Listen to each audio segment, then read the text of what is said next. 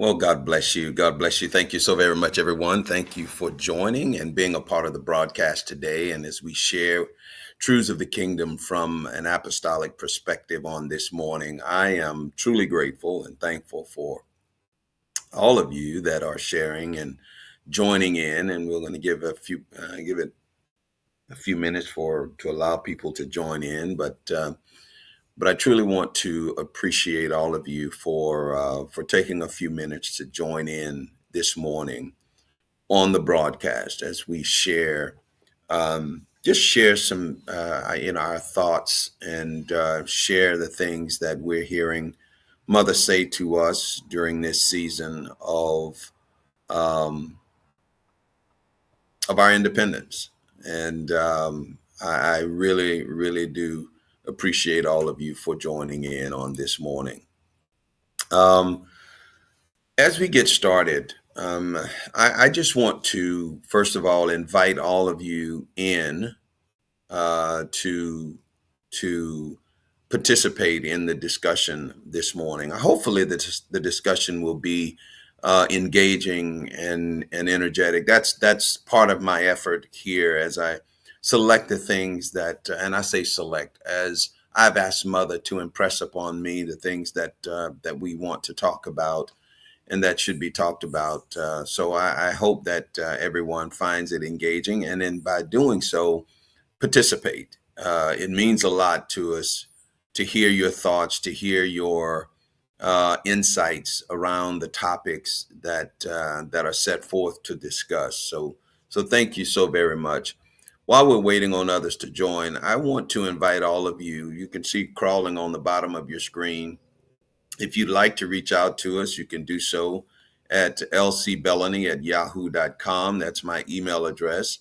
Or if you'd like to write directly to us via regular mail, you can do so at either Lance Bellany or Kingdom Voice Broadcast or Rock of Truth Ministries.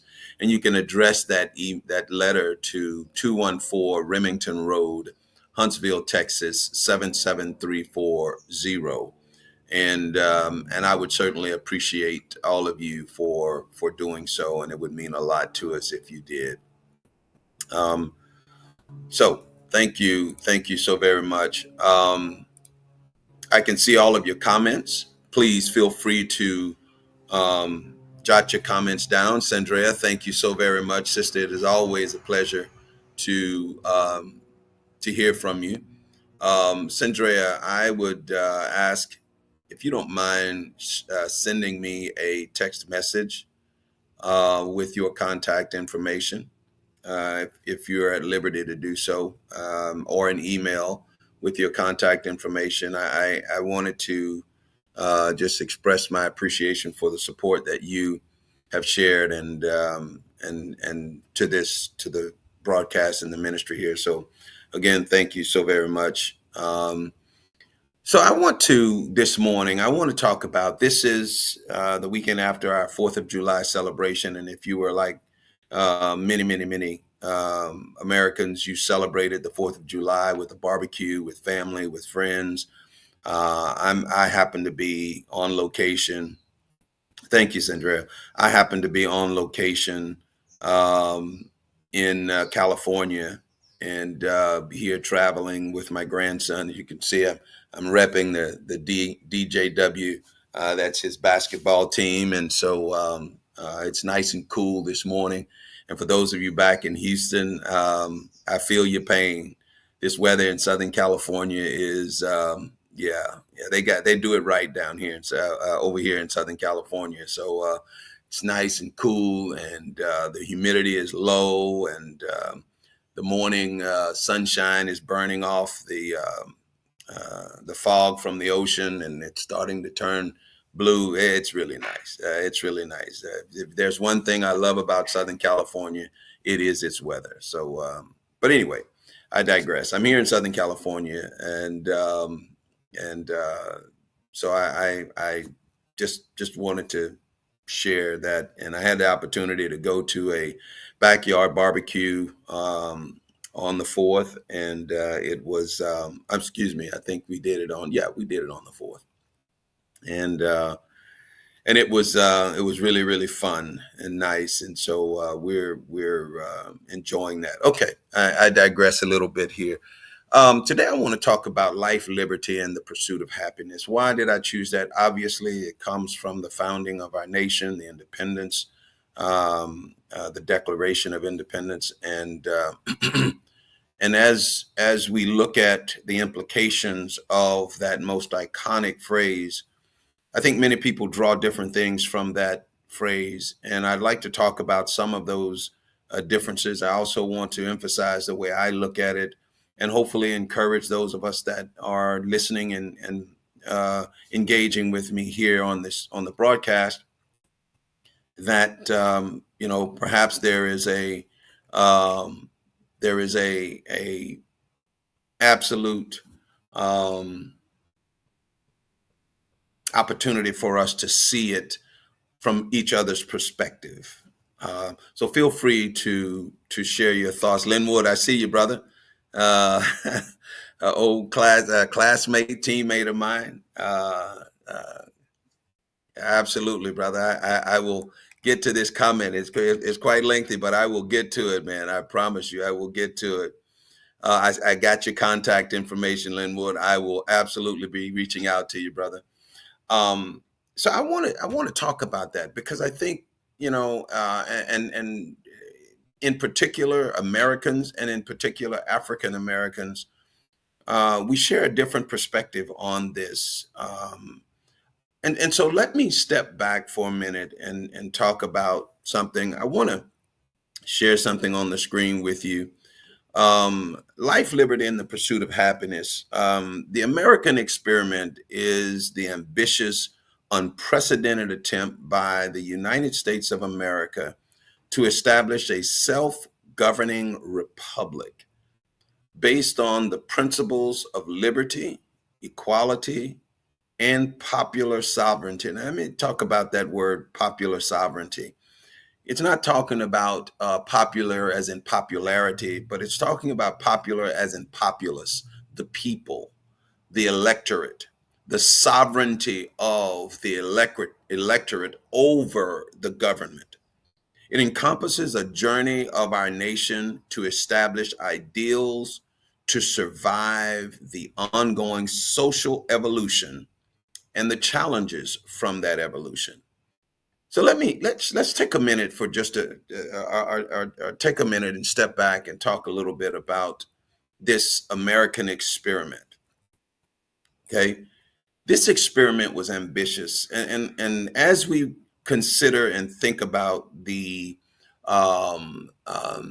break from Great Britain and the effort to establish our own form of government, separate from a monarchy, separate from socialism, separate from a dictatorship, separate from communism, the founders of this nation decided that they wanted a different style of governance and government. And that style of government happened to be rooted in, excuse me, as the air conditioner takes off, if you hear some noise rumbling in the background, that's what that is.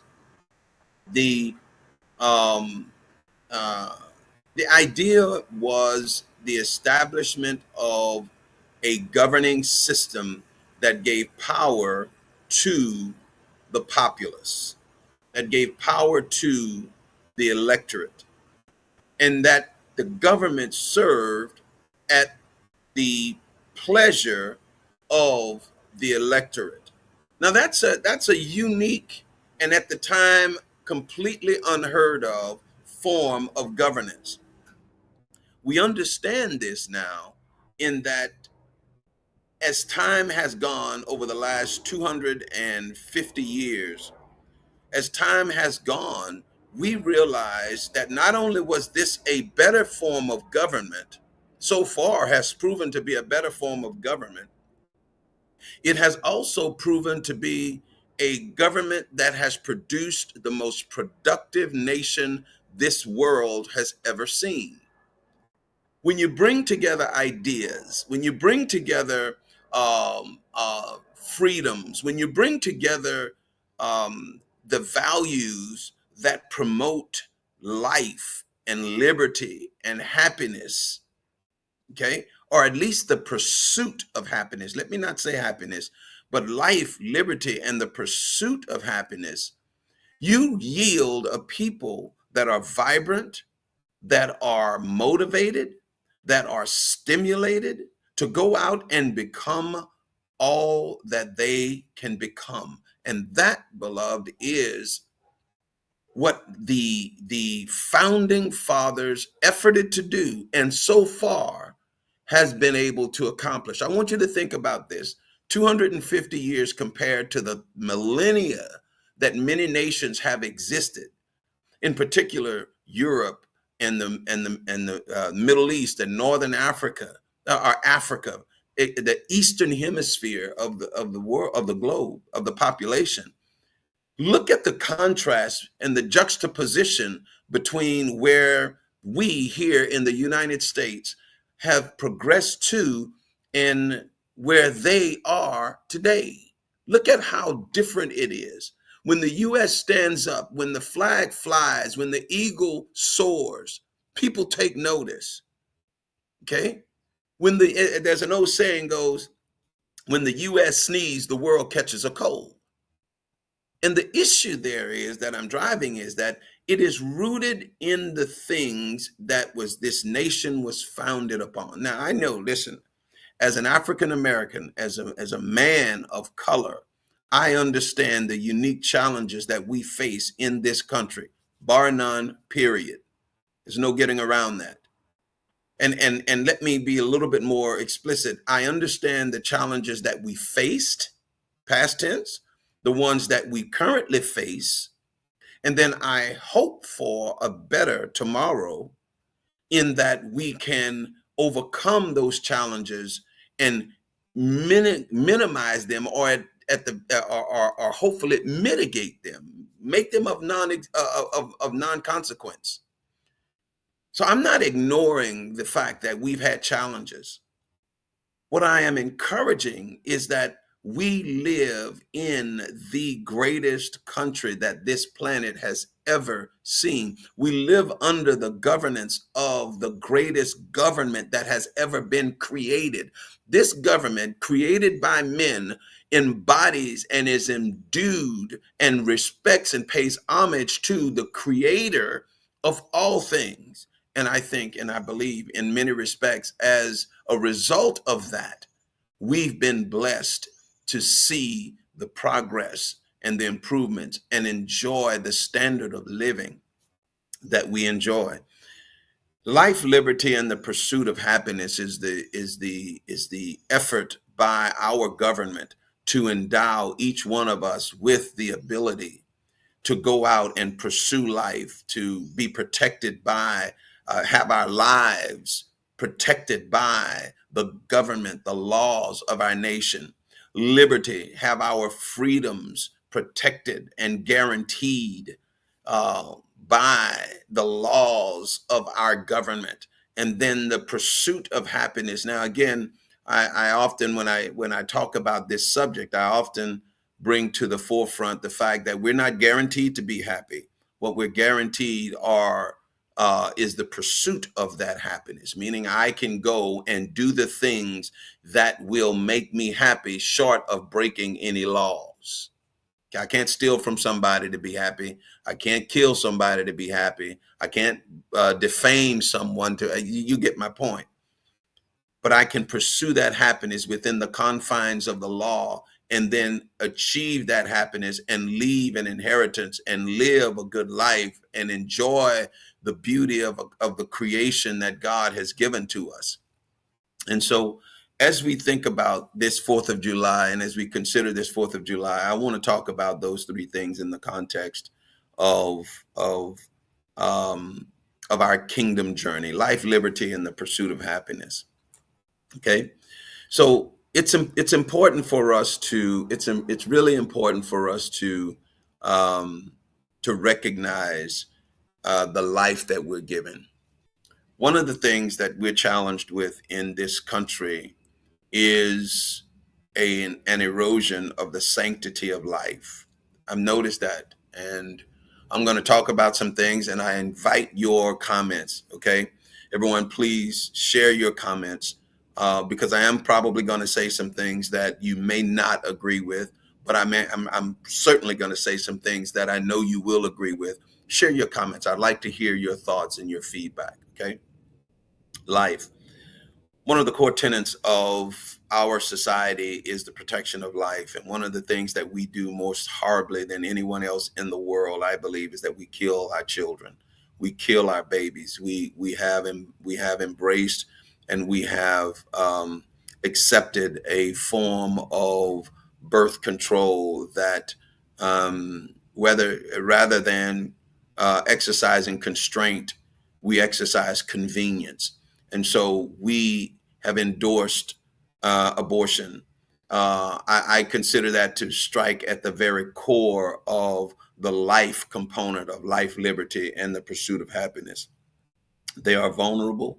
They are the least protected of us in as it pertains to life, and there is great controversy around that. I don't presume to get into the controversy around abortion, but I do want to express the fact, its relationship to the life that we are guaranteed as individuals. I think it is important that we maintain in this country a sense of value of life. I think the minute we begin to devalue life, euthanasia, where we decide to kill our elderly because they don't serve a purpose, a productive purpose in this world anymore. And so now we decide that, well, you're not productive, so we're going to systematically not give you health care, okay, to expedite your demise. I think that's the wrong way to go. That is categorically the wrong way to go. I think when we devalue, children in the womb, I cannot express more my sense of the scourge on this country than that of killing its next generation. Okay, we're killing our next generation, homegrown. And the other part that I would say is that we, when it comes to life, we excuse the perpetrator of taking life, and we now at times we have shifted to an excuse of the perpetrator and an ignoring of the victim. I think that strikes at our one of the core tenets of our existence as a nation, as a people, as a society, that we are gravitating toward not valuing life. Life is precious. Life is vital. Life is critical to the stability of our republic. It is absolutely critical. If we do not continue to value life, to value the purity and the sanctity of life, we are going to face challenges that we cannot escape. I think of all of the three legs of this stool that we sit on here in America. Life is probably the most important one, and it's so vital and it's so critical. How do you how do we survive when we have devalued both infant life and senior life? How do we survive? I don't think we do. We've got to get back to that place where we value the life of every individual and human being and give that life its due process, whether it is social or legal or otherwise. We have to give that life its due process and protect it and sustain it and to allow it to flourish in our society. If we continue to do that, we will preserve that leg of the three-legged stool that this nation sits on. Okay. I absolutely believe that we will preserve that, and that the preserving of that leg is so vital, and all of them are vital. Without any one of those legs, the stool collapses, right? It is vital for us to continue to hold on to those, that three-legged stool. I mean, that leg of the three legs of the stool. And so when we look at life, we have to remember that life is that is what we share. We all have it in common. Not everybody's life is going to play out the same way. We all understand that. We know that. Um, some people make choices in their lives. Some people, well, all of us make choices in our lives, and all of us, and those choices have consequences to each one of us. Okay, I'm reminded of a statement that I ran into when I was a young professional in business. We are all the sum total of the decisions and choices that we make. I am where I am. My station is in life, in large part, is based on the decision and the choices that I've made over my lifetime. I often do the exercise of hindsight and looking back and thinking about, the choices that I've made. And I do regret some of the choices that I made. I look back and determine that those were not probably the best choices that I could have made. I'm not talking about anything violent or immoral or anything, but we all make choices. Some of them are very consequential, others of them are very mundane, but we all make choices. And when I look back over some of the choices that I make, I find and I see that, yeah, I wish I could have done that a little bit different than what I did, but that's okay. I just want you to understand that as you have made those choices, the consequences of those choices impact your life. And you are where you are because of the choices that you've made in the past. The good part of that is that we live in a country that I can change my direction. I can change my choices. I can change the trajectory of my life. And by doing so, I can have a better life tomorrow than I had yesterday or even today. And that's the beauty of our country. I love the fact that our country allows me to make mistakes, recover from those mistakes, and move on and capitalize on those mistakes that I made. Use them as stepping stones. That's the beauty of our nation. You have other nations in this world that when you are born in a state, okay, it's called a caste society. When you are born, the station in the social station that you are born in is the station you are going to die in. Think about that. If I'm born poor, then I am going to die poor. Okay. Period. I can't progress up, but guess what? I can come down because if I make bad choices, if I'm born rich, ultimately those choices are going to turn into poverty because I made bad choices. It's called a caste society. We don't live in a caste society. We live in a society that I can make choices today that impact my tomorrow, that allows me to go from a young man born to a single, raised by a single mother, ultimately raised by his grandparents, and then that young man grows up to become the president of the United States of America. I think President Obama is one of the most fantastic examples of the liberties of this country and the ability to pursue your goals in this country that this nation has ever produced. That this nation has ever produced. There now, I'm not speaking to his politics. I'm speaking to the accomplishment that he made as a man of color in this nation. And that's the beauty of our country, beloved. That's the beauty of our nation, our United States of America, the greatest, single greatest nation that this world has ever seen.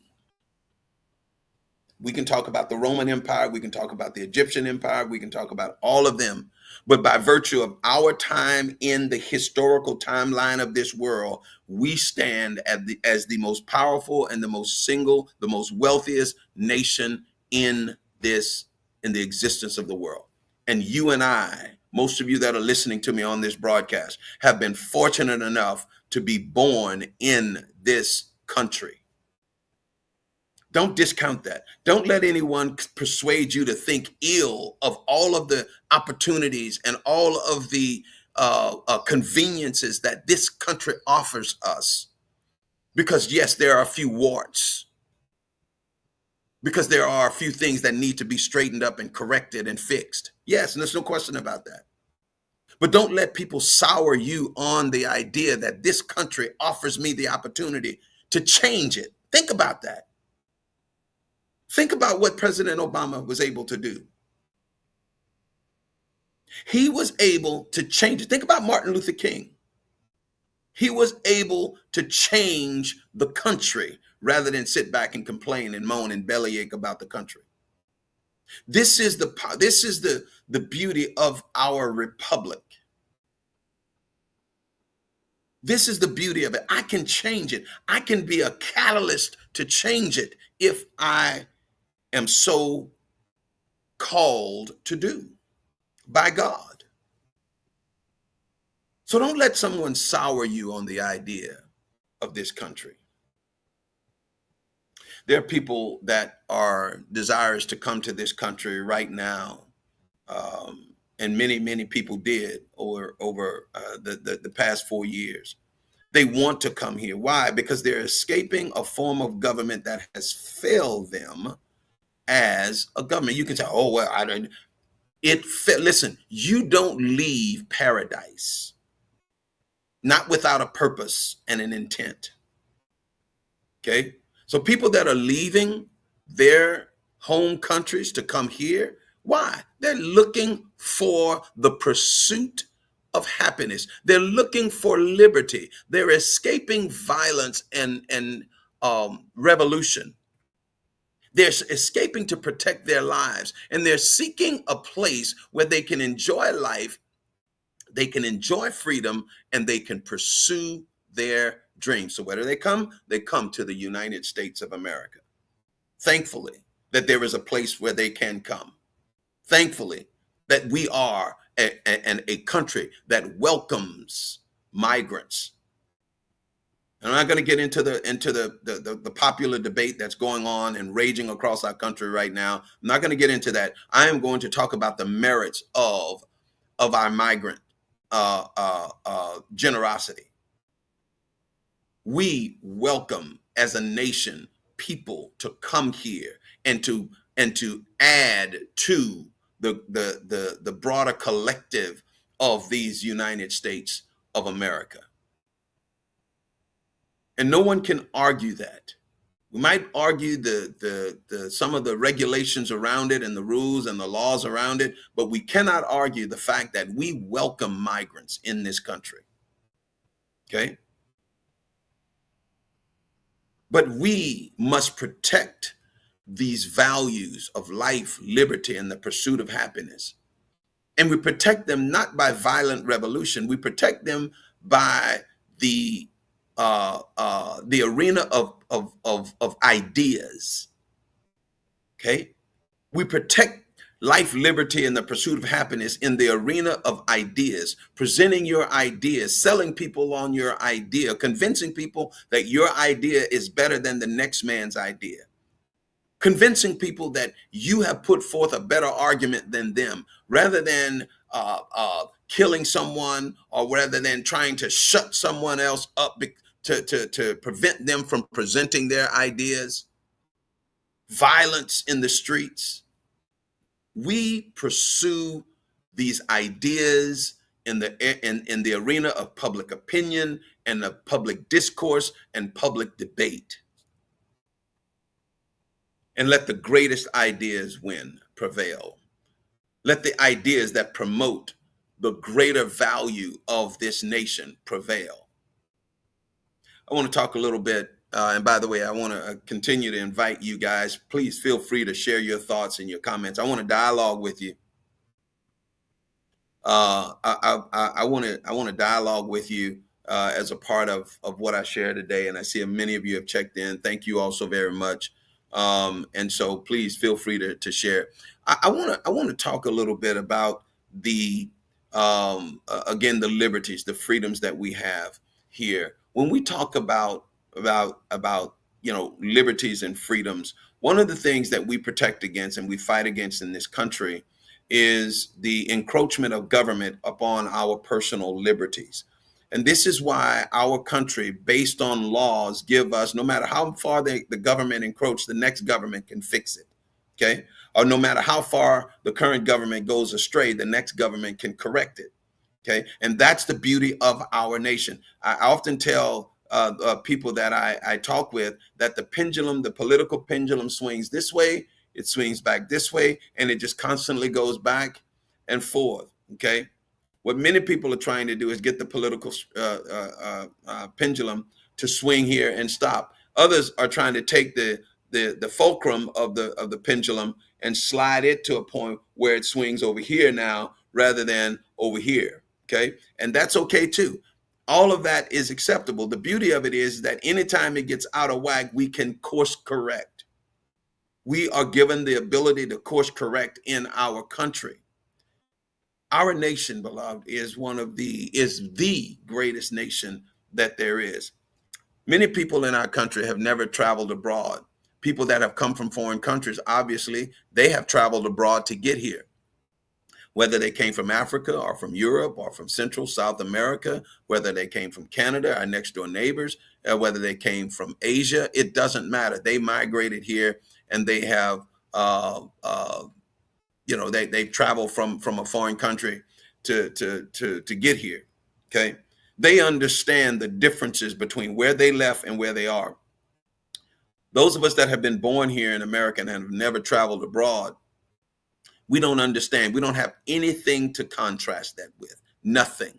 All you can do is see what people are talking about, hear what people are saying. You've never experienced it. You've never gone there and experienced how spacious the United States of America is, how free we can travel from one state to the next, to the third. We can go across the entire nation. Okay. And I can do that at my leisure, at my on demand, whenever I choose to. When you look at people in France before the EU, they couldn't travel to Germany. They had to get special papers to go to Germany. I don't have to get special papers to go to California. I just got on a plane and I flew across the country from Texas to California. Okay. I took the occasion the other day to superimpose the United States over Europe, and from a geographical standpoint, we are a massive country. Now, we're not the biggest continent. Obviously, Africa is much larger than us. But when you take each individual little state or country in Africa, we dwarf it. One of the things that makes us so great is that we use the collective knowledge of our nation to advance ourselves. Each other country, when you look at it as compared to the United States, pales in comparison in terms of the collective. And there are two reasons for that. One, they're much smaller than us in many instances. Two, they are restricted in the ideas that can percolate up to significance within them. They're governed by a monarchy, or they're governed by a dictator, or they're governed by a small collective of oligarchs or rich people, okay? Or they are governed by a central governing body. The difference between our government in many instances and their government is that we are of the people, for the people, and by the people. That is how and why our government exists. Of the people, for the people, by the people. And as a result of that, we, the government, the populace, maintains the power over the government. And how do we exercise that power? We call it the ballot box. We call it the voting booth. So if you are not governing the way we, the people, want you to govern, you know what we do? We elect someone else.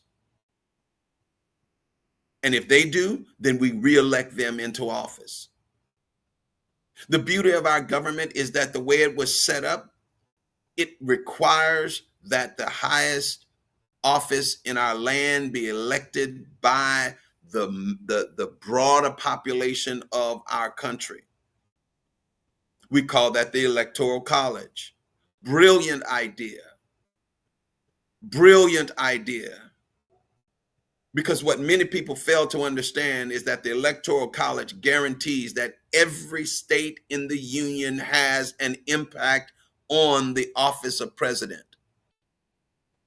You step away from the presidency and then you get to the Senate and then the House of Representatives and then to local government and at the governor's office and state representatives and state senators and then and then the local government at the mayor's office and then city councilman and then all of that. It trickles down from the highest office in the land. That is the beauty of the way our government was set up, all to allow us to pursue life, liberty, and the pursuit of happiness.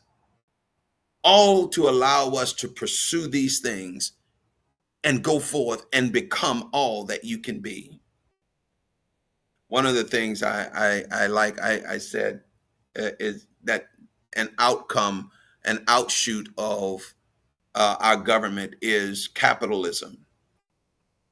I made a statement one time, and feel free to disagree with me if you choose to. I made a statement that capitalism is the kingdom's economic system. Okay. When you look at capitalism, the other economic systems that we have are communism and socialism. Okay. And then we have capitalism, or some variations thereof. Many people in our country, especially our young people, have now grown sour on capitalism because they believe that capitalism is not working for them. Okay. But let me tell you what will not work for them either. Okay. And that's socialism or communism. Capitalism is the single greatest form of economic pursuit that we have on the planet. Why do I say that? I say that because capitalism allows you to start in poverty, to go out and be resourceful, to make a way for yourself, and then to sell your skill, your services, or your goods to the person that is willing to purchase them. That's capitalism in a nutshell, at its micro understanding. I can become resourceful and sell my resources to the person who is willing to purchase them at whatever price we can negotiate. That, beloved, is capitalism. Go out and pursue it. Go out and make it happen for yourself. Go out and turn your skill sets into a profit. That's capitalism. Now, I can talk about socialism. I can talk about all of those other things as well. I will just simply say that when you look at socialism, someone is sitting up at the top dictating what you can and can't do. Okay? Or dictating what you can sell your services for. Socialism will allow someone at the top, and this is the point that I try to make to many of the people that I talk with about socialism as we compare it to capitalism, is that someone is making the decision and it's not going to be you. I would rather be the one making the decision as to how much my services are worth. And if you're not willing to buy my services, that's good. The next guy will. Mm-hmm. See, it's easy to sell. Listen to me. Listen to me. This is how capitalism works. It's easy for me to sell a life preserver to a man drowning than it is to a man sitting on the beach. Okay, the guy on the beach can care less about my life preserver, but how much do you think the guy in the water will pay for my life preserver that's drowning and can't swim? That's the beauty of capitalism. Because I can sell that. It's worth something to him. And the guy on the beach said, it ain't worth that much. Well, you're not drowning. You're not the one in need. You're not the one that has a need for what I am offering. So it may not be worth that much to you.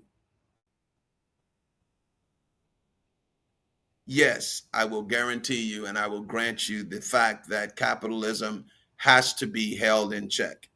because then you have some companies through unscrupulous means grows to become bigger, and that's why we have antitrust laws. I'm not going to go down that path too far, but I just wanted to point that out and share that. Beloved, I believe we live in the greatest country on the planet. So let's talk about the pursuit of happiness. Our Constitution, or should I say, the Declaration of Independence, doesn't guarantee us happiness. It guarantees us the right to pursue that happiness. It guarantees us the right to pursue that happiness to the extent that I do not break the law.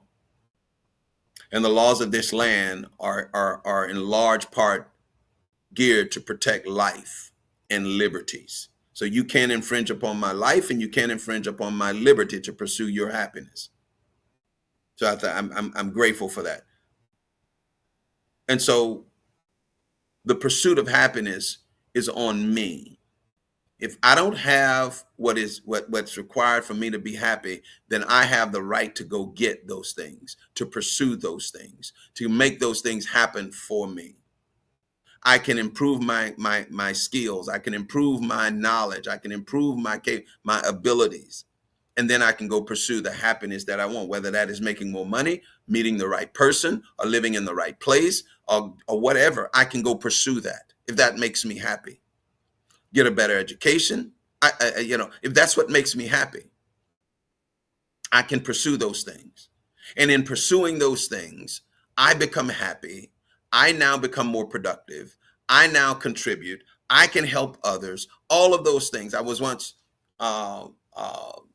one of the things that someone shared with me, and I came across as a part of my growth and maturity, is that there's a saying that goes, healing hands, wounded hands heal the best, right? Once I become and I acquire, then I can help others. Okay. A man in poverty, it's hard for him to help the next person get out of poverty. Okay. But a man of means, a woman of means, it's easy for them to help someone else to become a person of means. I can teach them. I can nurture, mentor them. I can bring them into an understanding. Why? Because I've accomplished it. And I can show you how I did it so you can develop your own way to do it. Are you with me? Giving someone a hand up is different than giving someone a hand out. And when I become a person of means by working my way to that place, I want to talk to those of us who have that we don't become selfish. I made it, you go make it on your own. Let us reach back and help one. Each one help one. Those of us that have made it and pursued it and accomplished it, let us go out and encourage others, and yes, help others to do the same. I think it is very important for all of us to recognize that. And this country gives us the ability and the means by which we can do that. This is why I love our country. I am unapologetically appreciative of the country that we live in. I am not one of those that believe that our country is this miserable place to live, that it is this unjust and is this racist and discriminating country. Are there racists in our country? Absolutely. Do people discriminate in our country? Absolutely. I can remember having a conversation with a very close person to me, and we were having the conversation about whether or not this country was a racist country or whether or not there were racists that live in this country. And the answer to the question is, this isn't a racist country, but there are races that live in this country. And if I can demonstrate that I have been racially discriminated against, there are laws that give me relief at the courts to address those issues. Okay, that's the beauty of this country. Did this country exercise racism as a country at one time against us as a people? Absolutely. There's no question about that. Matter of fact, this country was founded, not founded, but this country was built on the backs of a racist practice called slavery. Sanctioned, made it legal. Remember, I was talking earlier about the idea of social evolution. Slavery was one of those social evolutions. We evolved from slavery. Okay. And by the way, for the sake of those of you that understand history or may not know understand history, slavery wasn't and isn't unique to the United States. Now, if you want to talk about slavery, many people, when we think of slavery in this country, we think of Jim Crow laws. That is unique to this country. And actually, it really wasn't unique to this country. Jim Crow laws came out of the Caribbean or the islands. A plantation owner, if I remember the story correctly, a rich, wealthy plantation owner, went down to the Caribbean and was schooled, if you will, on a set of practices and behaviors that would keep slaves in check. And that ultimately became and evolved into the Jim Crow laws here in the United States. Well, those have been abolished.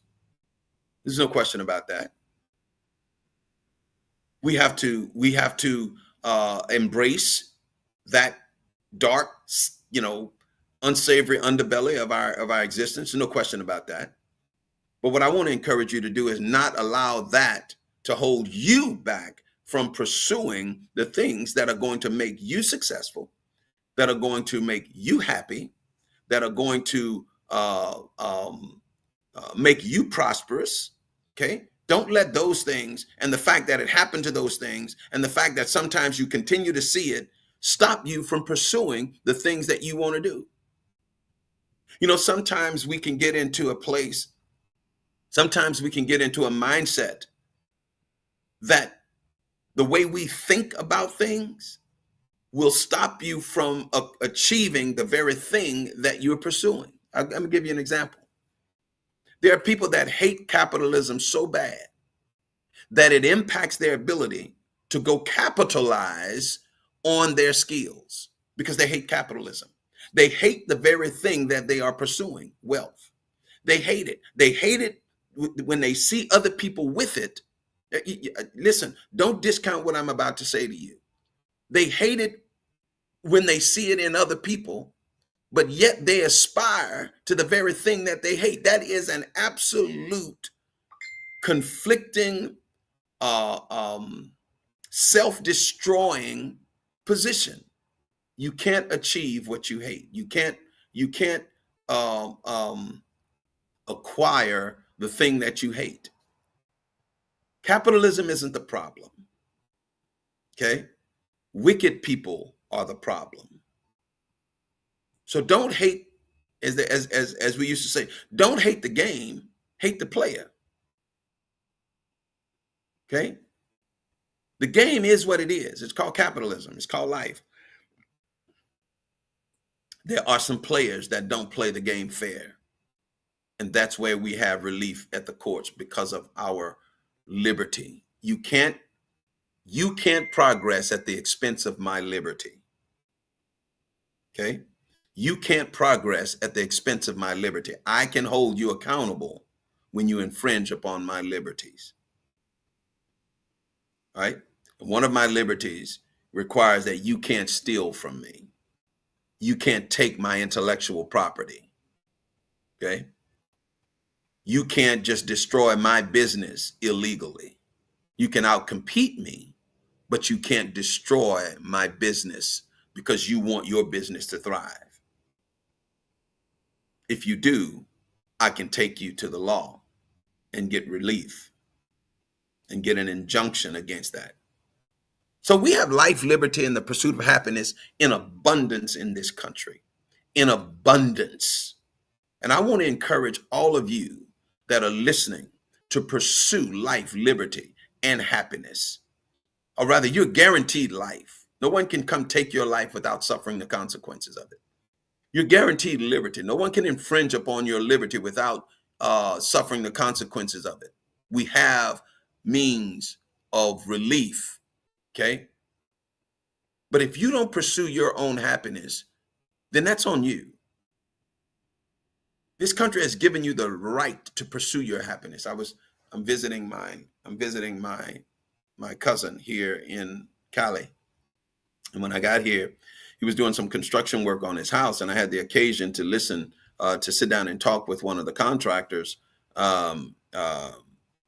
that was doing some work on the house, and we were just sitting here talking. And sole proprietor, wasn't a big major corporation, just a guy in a car, in a truck, rather, doing some work in the house. Now, guess what?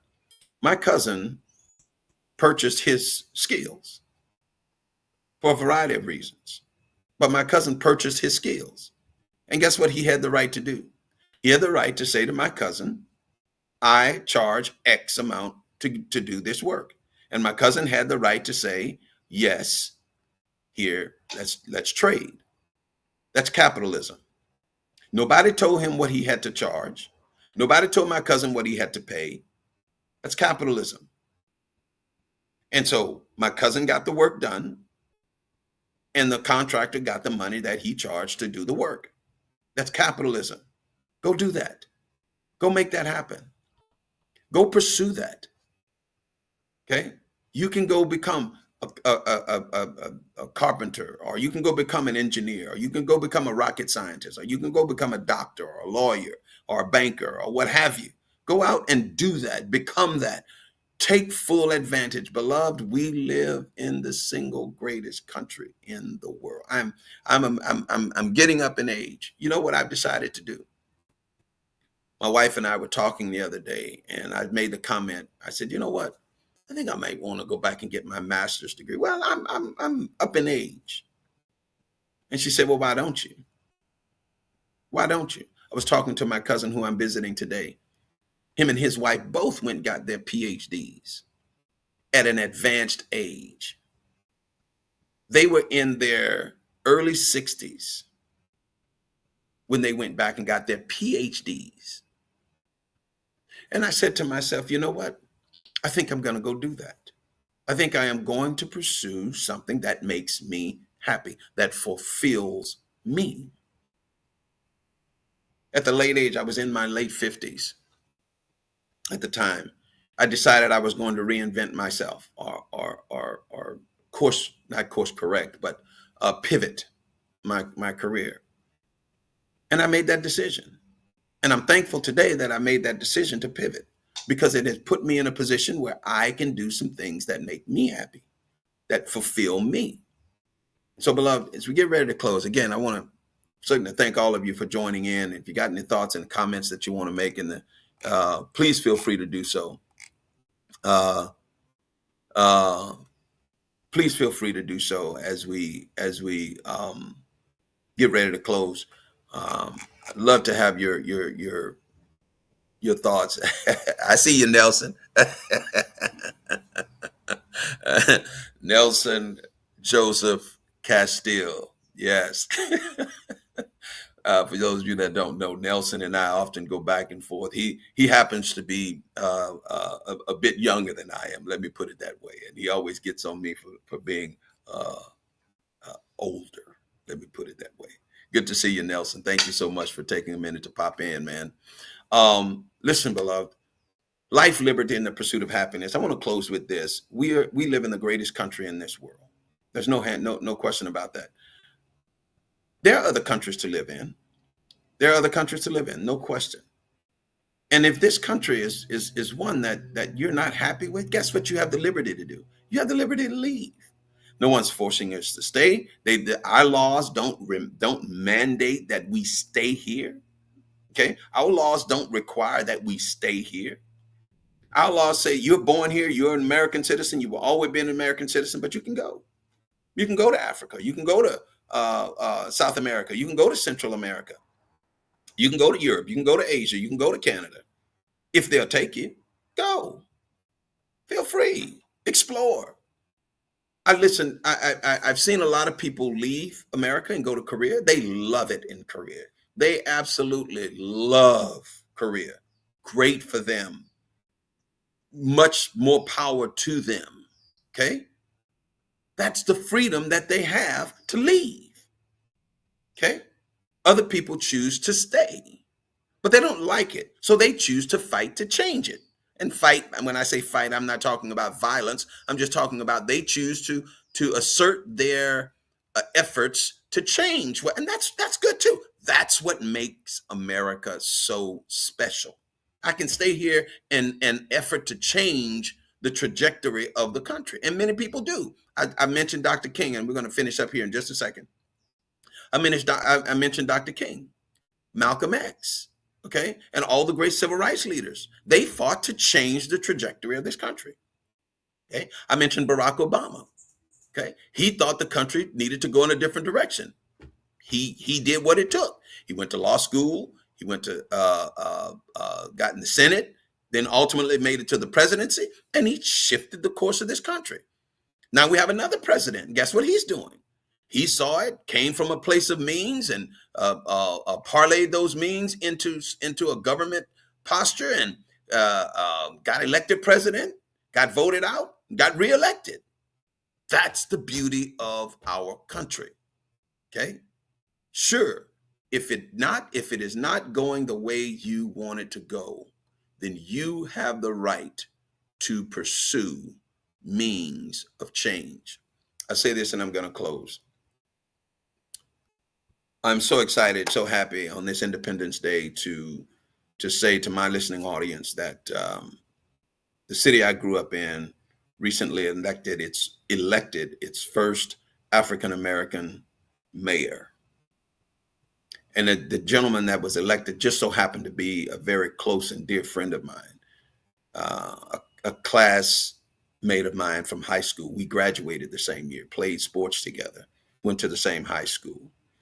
And he went on to become a lawyer and attorney, successful practice in my home city of Lake Charles, and ran for mayor. You know why he ran for mayor? Well, first of all, he was a city councilman for 8 years. He was vice president and president of the city council. So he pursued those things. But you know why? He and I had a very intimate conversation once. And during that conversation, he laid out his passionate vision for the city of Lake Charles. He wanted to see it change. He wanted to see change come to Lake Charles as a result of his station in life, or his station in the city.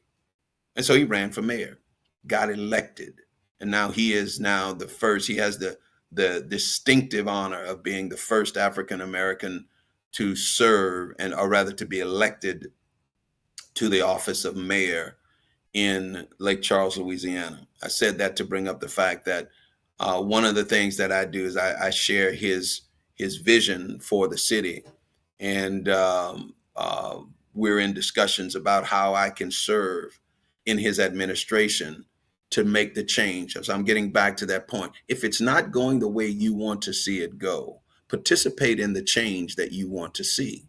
Okay? Remember, I can't do that at the expense of someone's life. I can't do that at the expense of someone's liberty, but I can do it in an effort to peacefully change and shift the narrative around that issue and the paradigms around those issues. Amen. Amen. Amen. Well, God bless you, beloved. Thank you so very much. I really appreciate all of you joining in today as we talked about life, liberty, and the pursuit of happiness. I hope that the broadcast really shared some things that you found to be insightful. And so I want to thank all of you for being a part of the broadcast. And I want to welcome you to connect with us. Again, you can see showing on your screen. If you'd like to reach out to us, you can reach us at lcbellany@yahoo.com, or you can send us a regular mail at 214 Remington Road, Huntsville, Texas, 77340. I also want to invite all of you that, for those of you that have shared with us and supported us, I want to thank you. For those of you that would like to, please feel free to do so. You can do so on the Cash App platform at $LC Bellany, or on the PayPal platform at $LC Bellany. Either way, it would be so much appreciated if you would share a gift with us as a part of supporting what we're doing here at Kingdom Voice. Listen, beloved, thank you again. Thank you for participating and sharing with us and being a part of the broadcast. And I want to say until next time, I want to ask you to be well, be blessed, and we'll see you again next Sunday morning right here on Kingdom Voice. Until then,